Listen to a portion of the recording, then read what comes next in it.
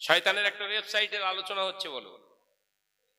ও নওজওয়ানেরা, যুবকেরা, ছেলেরা, বাচ্চারা, পর্দানিশী নামাও বোনেরা, আল্লাহ নবী দো জাহানের বাদশাহ হাবিবুল্লাহ নবী জনাবে মুহাম্মদুর রাসূলুল্লাহ সাল্লাল্লাহু আলাইহি ওয়াসাল্লামের এই আদর্শ নীতি, এই আদর্শটা গোটা বিশ্বের কাছে কেন আজকে পছন্দ, গোটা বিশ্বের কাছে কেন গ্রহণযোগ্যতা, গোটা বিশ্বের কাছে রাসূলুল্লাহর আদর্শ হলো একটা মডেল। তার কারণ এটাই, তার কারণ একটাই, সেই কারণটা হলো অন্য কিছু নয়, কোরআন। কোরআনের প্র্যাকটিক্যাল হলো আমার আপনার নবী। আরো জোরে বলুন সুবহানাল্লাহ। এই নবীর আদর্শ, এই নিজ নবীর জীবন ব্যবস্থা, এই নবীর স্ট্যাটাস, এই নবীর সংসার জীবন, এই নবীর কথা বলার ভঙ্গিমা, এই নবীর জীবনের প্রতিটা মুহূর্ত চলাফেরা, ওটা খাওয়া দাওয়া যদি পৃথিবীর মানুষগুলো যদি মেনে নিত, চলতো, মেনে আমল করত, পৃথিবীর জমিনে আর মেরে লেবা, কেড়ে লেবা, হক ফাঁকি দেওয়া, সুদ রাজানি, গরিবের উপরে জুলুম করাটা পৃথিবীর জমিনে আর থাকতো না। ওমা আরসালনাকা ইল্লা রাহমাতাল লিল আলামিন। तमाम কায়নাতের জন্য নবী হলো রহমত, করুণা। এটাই প্রমাণ করে দেয় এই तमाम পৃথিবীর মানুষগুলো যদি রাসূলুল্লাহর আখলাকটা মেনে নিত, আল্লাহ রাসূলের চরিত্রটা নিজেদের জীবনের চরিত্রের সঙ্গে মিলিয়ে ফেলতো, অশান্তি থাকতো না, মেরে লেওয়া, কেড়ে লেওয়া থাকতো না, এর বিবি ওর ঘরে যে জিনা ব্যভিচারে লিপ্ত হতো না, অমুক ঘরের ছেলেটা অমুকের বিবির সঙ্গে রাত গুজরান করতো না। রাসূলুল্লাহ আদর্শ চরিত্র না থাকার কারণে শয়তান ওয়েবসাইট খুলে কাজগুলো চালিয়ে যাচ্ছে। আলোচনা মাথায় ঢুকছে? বড্ড কড়া হয়ে যাচ্ছে নাকি?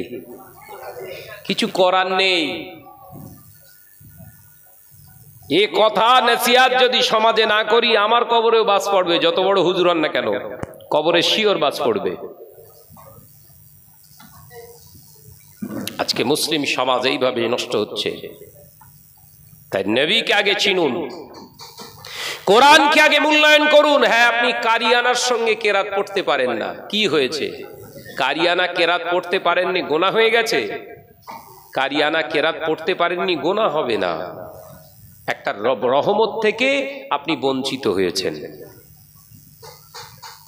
যে কারিয়ানা কেরাত পড়ছে একটা ধাপ সে এগিয়ে আছে, আপনি এক ধাপ পিছিয়ে আছেন। কিন্তু চেষ্টা করুন কারিয়ানা কেরাত শেখার যেমন চেষ্টা থাকবে, তার থেকে বেশি চেষ্টা করুন কোরআনের সম্পূর্ণ তালাফুসের সঙ্গে সঠিক মূল্যায়ন করে মানেটা উদ্ধার করার। কারণ কোরআন মুখস্থ করা শুধু জন্য আসেনি, সওয়াব দেওয়ার জন্য শুধু আসেনি, জীবন ব্যবস্থা, সমাজ গঠন করার জন্য কোরআন। একবার জোরে বলুন। আজকে মুসলিম সমাজে বড় এটাই রোগ হয়ে গেছে। নইলে যে মুসলমানের ঘরে কোরআন, ওই কোরআনের তাৎপর্য না জেনে থাকার কারণে যে মুসলমানের ঘরে কোরআন তোলা আছে, তাকে ওই মুসলমানের ঘরেই সুদের টাকা বেশি আপনার বাসা বেঁধে আছে। এই কথা বলছে না কেন?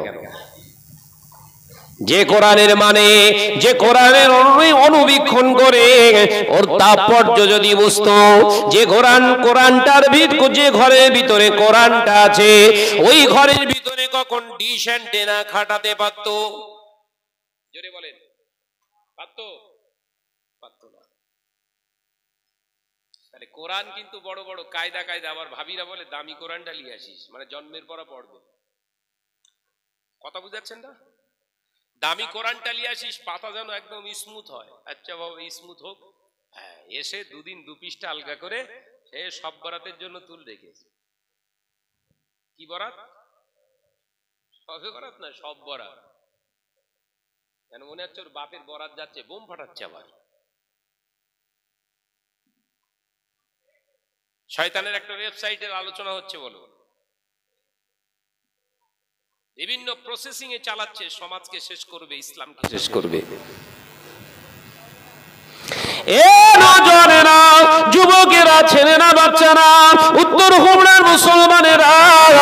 কর্তা নিশিনা মা বোনেরা, আল্লাহ নবী দো জাহানের বাদশাহ হাবিবুল্লাহে নবী জনাবে মুহাম্মদুর রাসূলুল্লাহে সাল্লাল্লাহু আলাইহি ওয়াসাল্লাম নবী আমার পাক জবানে জানিয়ে দিয়ে বাবা সাহাবীরা আমি রাসূলুল্লাহ জানিয়ে দিলাম মসজিদ ভর্তি মুসল্লি হবে কিন্তু ইমানদার খুঁজে পাওয়া যাবে না।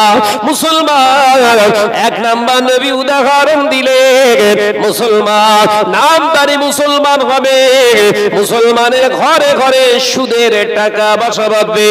এখনকার মুসলমানেরা ঘরগুলোকে একবার সার্চ করো, চেক করে দেখো ঘরের বিবিটা মহিলা সমিতিতে যদি যায়, বন্ধন গ্রুপে যদি যায়, ঘরের বউটা যদি বন্ধন গ্রুপে যায়, ও যদি জাহান্নামায় যায়, তুমি যত বড় ইমানদার সেজে নামাজি হয়ে ঘোরো না কেন, হাজী সাহেব হও না কেন, ওই বিবির কারণে বৌমার কারণে তোমার আগে জাহান্নাম।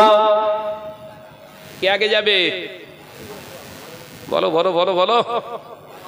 কিছু কিছু মুরব্বি বলে না, বলি তা শোনে না। এটা মুরব্বির কথা হয়েছে? আমার কথা আমার বউ শুনবে না, ও বউ থাকবে হেরা? আমার বিবি আমার কথা শুনবে না, আমার কথা হবে শরিয়তের কথা। আমি হলাম আল্লাহর বান্দা আব্দুল্লাহ। আমি যখন আব্দুল্লাহ আল্লাহর হুকুমের গোলামিত্ব করতে এসেছি, এখানে আমার যে অর্ধাঙ্গিনী হবে সেও আমার কথা শুনবে। মানে আল্লাহর কথা, আল্লাহর রীতি নীতি, আল্লাহ পাকের হুকুম আহকামগুলো তার ভিতরে যদি প্রতিষ্ঠিত না করতে পারি, আমি আর আব্দুল্লাহ হতে পারলাম না।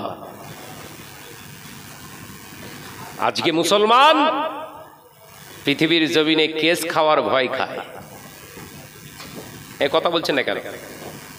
মুসলমান পুলিশের ভয় খায়।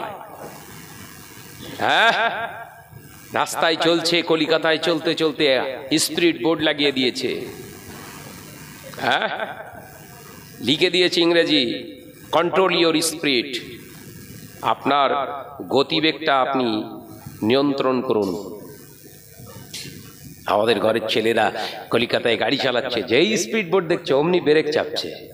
50-এর উপরে গেলেই কেস খাবো। কেস মানেই 500 টাকা। কথা বুঝতে পারছেন না, উদাহরণ দিচ্ছি, বুঝে নেন।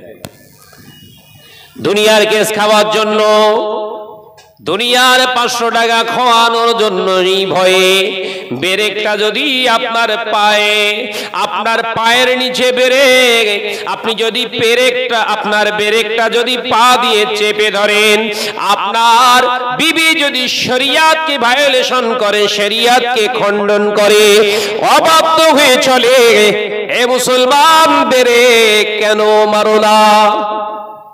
কই ব্রেক কই তোমার? কথা বুঝতে পারছেন না?